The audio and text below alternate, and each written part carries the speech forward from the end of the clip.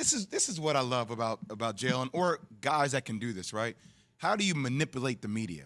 The media always tries to manipulate you, right? Create headlines out of snippets of things you say. Maybe it doesn't quote you the entire quote, Max. But how do I get the media to talk about things that I want them to talk about? And for Jalen Hurts, at the end, if you're not asked a question about your opponent, the mentality that he thinks, okay, actually, let me just bring this conversation back to what's important. You guys can ask me all these questions about me, about my stardom, about all the things that we're doing, about how good we are this year, but I respect my opponent. So I'm going to make it a point to talk about how good the Cardinals are, about what we have to face, to change this narrative about moving away from me to my opponent. And it's also the way he said it, guys. Like, he didn't just pay it lip service the way a lot. He said it with a certain authority that sounded like a leader, right? Yes. And because you're supposed to say stuff like that. This is a really good team, but he didn't sing-song it in a way that made you said there's nothing behind it. He said it. Well, because he's authentic, though, yes. man. You know, you're not dealing with a guy that would just get up there and be like, well, you know, we're going to – and that ain't even you, man. This is him. You know what I'm saying? And so 100%. When you authentic, it just rolls off the tongue just like that. And if you saw him walking in the streets in Philly and asked him a question about what he think about the Cardinals, guess what? He's going to say the same thing. Yep. It's not a switch-up game for him. You know, he's been through it. You know, and people like to say, well, you know, he's a son of a coach. Yeah, that's true. That's very true. But he's also a son of two parents that gets it, that taught his kids, their kids, very well and brought them up a certain way. So there's a certain found a respect that you have for your opponent. And Jalen Hurts understands that these games in the National Football League, no matter who you are, if he was playing against the Houston Texans, he'd say the same thing because it's true. You can't just assume because a team is struggling that you're going to go in there and open up a can of you know what, because they'll open up a can on you if you take them lightly and don't take it serious and don't study it up and watch the film and all of those things. And that's not who he is. He understands. He knows that the world is watching to see how he's going to continue to evolve in their minds. But in my mind, he's already evolved.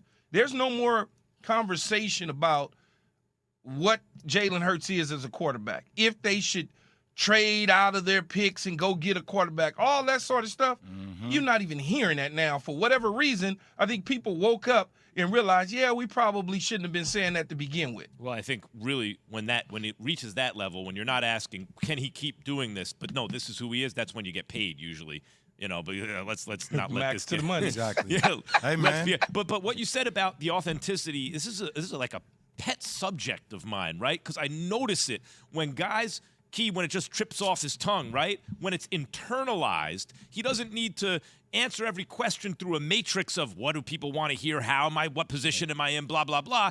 It's in him. So it just comes right out without a filter. He doesn't need to filter it. And people like that, right? Yeah. It's they don't want somebody who's calculated, who is on a script, you know, and we could tell, and you could tell, Jay, being a former player, also a broadcaster, who's on script. He's not on script. He's off script. That's just who he is. Key. I'm Jalen Hurts. This is what it is. Key. So we're talking about the Eagles. We came off a game last night in which the Broncos lost.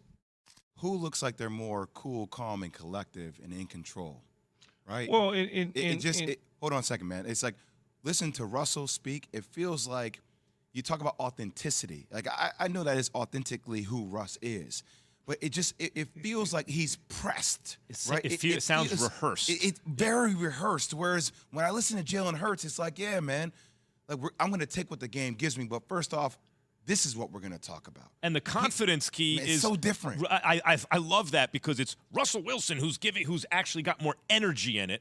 And it's Jalen Hurts who's more laid back about it, and yet it's Jalen Hurts who sounds much more confident. It's like Jalen Hurts sounds like the old vet, more so than Russ. It's obviously it's two different situations, right? Yes, you got one guy coming out of stress, just lost the game, and everybody's going, "What the hell are you doing?"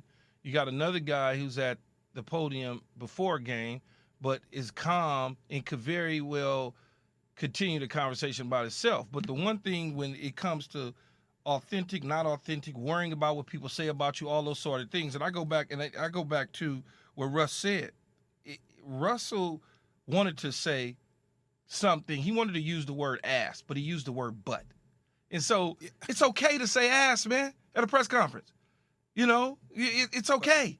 But And so rather than worry about, if I say this, these people, if you listen to the sound, he was getting ready and he won't, but the children. Come on, Key. But Oh, Key- so excuse me. Ask the children. Ask the children, Key. man, But listen, this even happened though when Jalen Hurts was in that battle of a quarterback position with Carson Wentz.